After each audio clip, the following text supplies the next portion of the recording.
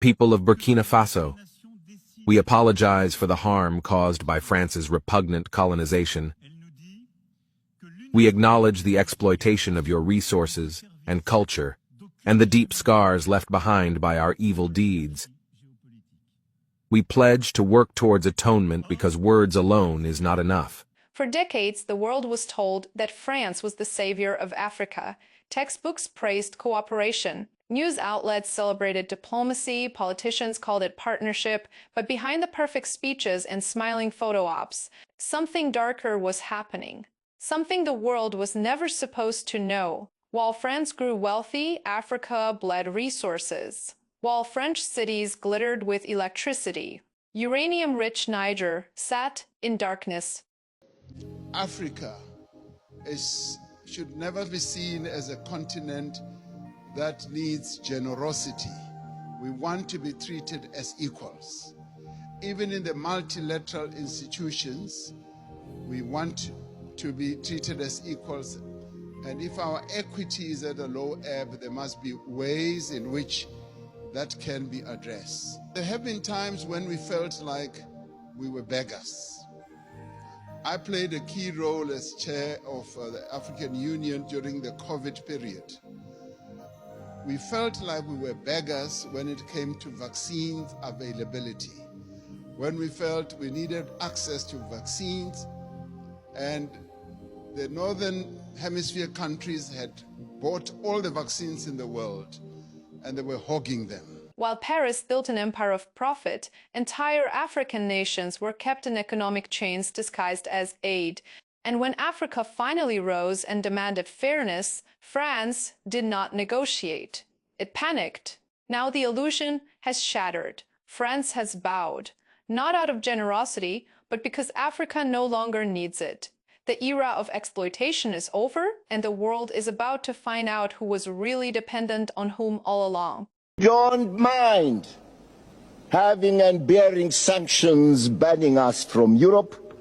We are not Europeans. We have not asked for any inch of Europe or any square inch of that territory. So, Blair, keep your England and let me keep my Zimbabwe. Mr. Chairman, having said that, may I say, people must always come first in any process of sustainable development. Dear distinguished delegates, I stand before you today, April 30th, 2023, as the President of the French Republic, to express my deepest apologies to the African nations and peoples who were affected by France's colonial past. We recognize the harm and damage caused by our actions, and we are committed to making amends for the wrongs committed during that period. To the people of Algeria, I apologize for the harm caused by our colonization. We acknowledge the historical injustices committed during that period, as well as the pain and trauma that we continue to cause. We pledge to work towards healing and reconciliation with the Algerian people. France's President Emmanuel Macron has acknowledged at a summit in Tunisia that African nations have been turning away from the use of the French language. Representatives of French-speaking nations around the world gathered on Jerba Island for discussions centred on economic collaboration. Emmanuel Macron considers colonialism to have been a mistake, but he still wants African nations to speak more French. Sociolinguistics professor Khalifa Dikwa says it's unlikely France can keep its global standing without African resources. It has no economic benefit at all. It has nothing to do with the culture of the African people. Russia and China have a culture of doing what is agreed upon, not playing double, not harassing people, not interfering in the internal affairs of African countries. That is what France has been doing. It has always had a military presence there. All the presidents of France reiterated the fact that without the African countries, France could not even stand anywhere. France can not become a member of the United Nations Security Council without the resources of Africa. The world watched in disbelief as the announcement echoed across global media platforms. For the first time in modern history, France publicly acknowledged what Africa had been saying for decades. The revelation did not come out of charity, morality, or diplomacy. It came because Africa had changed and France suddenly found itself cornered. The old balance of power had collapsed, and the empire that once extracted unimaginable wealth from the continent was finally forced to confront its past. In the halls of international diplomacy, murmurs turned into shockwaves. Delegates from Europe whispered with unease, while officials from Africa watched with stone-cold expressions, no triumph, no celebration, only the quiet certainty of a long-overdue truth finally seeing daylight. For over a century, Africa had endured exploitation masked as cooperation, poverty masked as aid, and control masked as partnership. Resources flowed in one direction, promises in the other, but that age was ending and France had run out of time. It began when a coalition of West African nations abruptly terminated defense agreements that had stood for generations. The bases, once symbols of European dominance, were told to pack up. The flags came down, military. Convoys rolled out. For the first time in living memory, France was no longer the authority in the region. A storm of panic erupted in Paris. What would happen to the uranium contracts? The oil pipelines? The gas fields? The currency system that had silently siphoned billions from African economies for decades under the guise of monetary stability? France tried to negotiate, but Africa wasn't interested in half measures. New alliances were forming, alliances grounded in respect and sovereignty, not coercion. Countries in West Africa turned to new partners in Asia, the Middle East, and South America. Investment flowed into infrastructure, technology, and education. For the first time, African resources were being sold on Africa's terms. Europe felt the tremor immediately. The power grid of France, heavily dependent on uranium from Niger, entered a crisis. The nuclear sector that supplied most of the country's electricity faced a resource bottleneck. Energy prices surged, manufacturing output weakened. The illusion of European invincibility began to crack. The same continent that once dictated Africa's destiny was now scrambling for alternatives. Yet Africa did not gloat. It simply moved forward with a confidence the world was not used to seeing.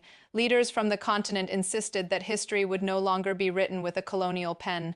Africa, once dismissed as a continent of dependency, had become an economic force no nation could afford to ignore. With rising populations, massive mineral reserves, and new industrial partnerships, Africa was stepping into a position of power. It did not need revenge. It needed dignity. France resisted at first. Threats were whispered. In diplomatic backrooms, sanctions were floated. Media narratives attempted to paint Africa as unstable, irrational, unprepared, but none of it worked. Africa didn't flinch this time. It had support from rising global superpowers eager to break Western monopolies on natural resources and influence. Where Europe expected panic, Africa delivered strategy. Where France expected silence, Africa delivered unity. The final blow came when major African economies announced plans to abandon the colonial-era currency structure that funneled national reserves through French banks. That system had been defended fiercely for decades, justified with the promise of financial security and economic order. But Africa now knew the truth. The system had not existed to protect Africa, it had existed to protect France. Suddenly, France's financial institutions faced the unimaginable. Losing control over billions in guaranteed reserves, investors panicked, stocks plummeted. The government urged calm while internally bracing for impact. Economic analysts on European news networks struggled to explain the crisis without admitting its origins. They danced around phrases like resource realignment and monetary restructuring, but the truth was evident to everyone watching. France had lost its grip on Africa. Then came the global press conference, the moment that changed everything. Under pressure from collapsing economic leverage, international criticism, and geopolitical isolation, France addressed the world. And for the first time, it admitted that the past was not as history books described.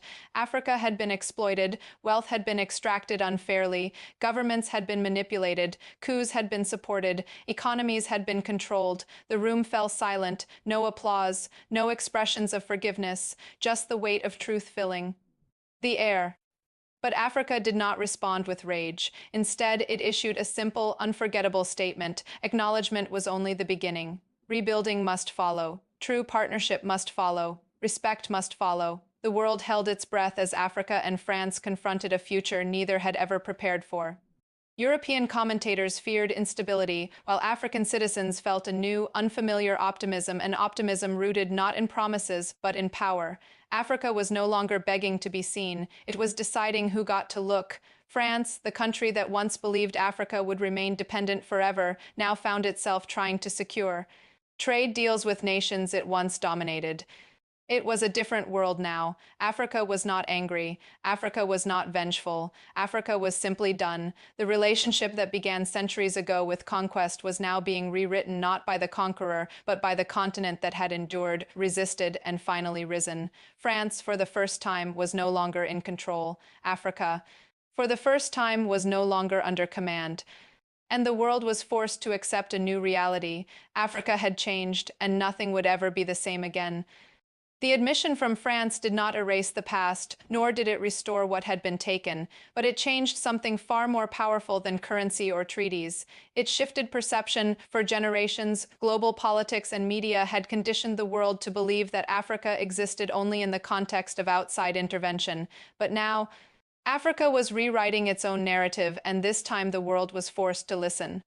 The streets of West African capitals filled with celebration not because France apologized, but because a psychological barrier that had lingered for decades had finally collapsed. The idea that Western approval was necessary for progress no longer held power. Africa had learned how to grow without permission. The apology simply proved what Africa already knew: it had never been inferior, only hindered. A crucial transformation followed. African nations, once accustomed to acting individually under external pressure, began coordinating economic strategies. Trade corridors connected landlocked countries to coastal ports. Universities exchanged research and knowledge. Regional infrastructure plans replaced foreign dependency. Africa no longer competed against itself. Africa competed with the world. France watched helplessly as its former economic privileges evaporated. Contracts that once guaranteed access to minerals were rewritten and opened to global bidding. Roads, mines, and power plants once operated by French companies were now run by African state enterprises or foreign partners who respected terms of equality. The monopoly was broken.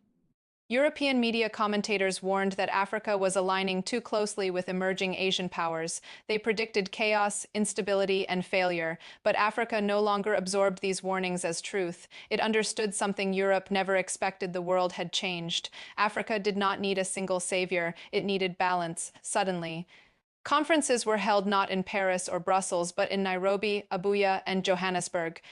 Delegations from Europe, Asia, and the Middle East waited patiently in lobbies of African ministries, seeking partnerships that would once have been dictated unilaterally from abroad. The optics alone were enough to send shockwaves through the foreign policy establishment in Europe. Too much power had shifted too fast. Meanwhile, France entered a period of painful internal reflection. Political rivals went to war in public forums, one blaming the other for losing Africa. Protesters accused their government of relying too heavily on colonial wealth instead of innovating domestically. The luxury of built-in foreign profit had become a curse while other nations developed new industries. France had relied on old ones. Without African resources, growth projections collapsed. The bitter irony became undeniable. Africa was rising because it had let go of France, and France was falling because it had lost Africa. Yet the world paused when Africa chose not to retaliate economically. There were no punitive embargoes or sweeping bans on French businesses. Instead, African leaders opened the door to new trade agreements, but only under full transparency and equal partnership. This quiet move was more powerful than 1,000 sanctions. It showed that Africa sought progress, not domination. France hesitated, knowing what accepting the new terms meant. Gone were exclusive rights. Gone were resource discounts that financed European comfort. Gone were currency controls that guaranteed steady income. If France wanted access to African markets, it would have to stand in line like everyone else. Pride battled survival. After weeks of tense silence, France returned to the negotiation table not as a commander, but as a petitioner. Africa did not gloat, but it also did not bend. The agreements that followed shocked global analysts. For the first time, revenue from natural resources remained overwhelmingly within Africa. Local workers were prioritized. Technology transfer became mandatory. Environmental standards were enforced. The continent was learning from the mistakes others had made but build sustainably. This evolution sent ripples around the globe. Latin American countries inspired by Africa began pushing back against old economic dependencies. Southeast Asian states formed alliances to protect raw materials from predatory deals. Even some European countries questioned whether their own governments had behaved fairly abroad. Africa's movement had become something bigger than national sovereignty. It was a model of self-respect and strategic unity. France tried to adjust to the new era, but internal fractures deepened. Industries once fueled by cheap African exports demanded government intervention. The political elite scrambled to reassure citizens that prosperity would return. But a population accustomed to comfort was now forced to confront an uncomfortable truth. A nation cannot depend on exploitation forever. Meanwhile, Africa launched a continent-wide initiative to industrialize processing of raw materials instead of exporting them unrefined, minerals that once left African soil to be turned into electronics. Abroad were now processed in African factories.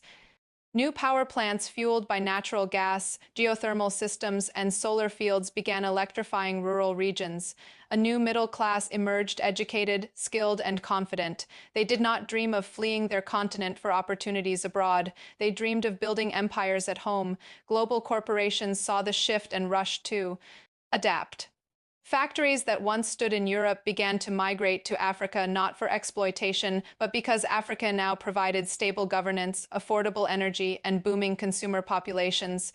Africa had become the world's newest engine of industry. Some French citizens felt betrayed by their own government. They asked why their leaders hadn't invested earlier in African prosperity when partnership could have grown instead of collapsed. The truth was hard to swallow. Arrogance had replaced foresight. While Africa strategized for the future, France clung to the past. Despite the tension, a strange new relationship began to form, one built not on ownership, but on necessity. France needed African stability to survive its economic crisis. Africa needed global buyers to support its expansion. The dynamic had reversed, but the potential for coexistence remained.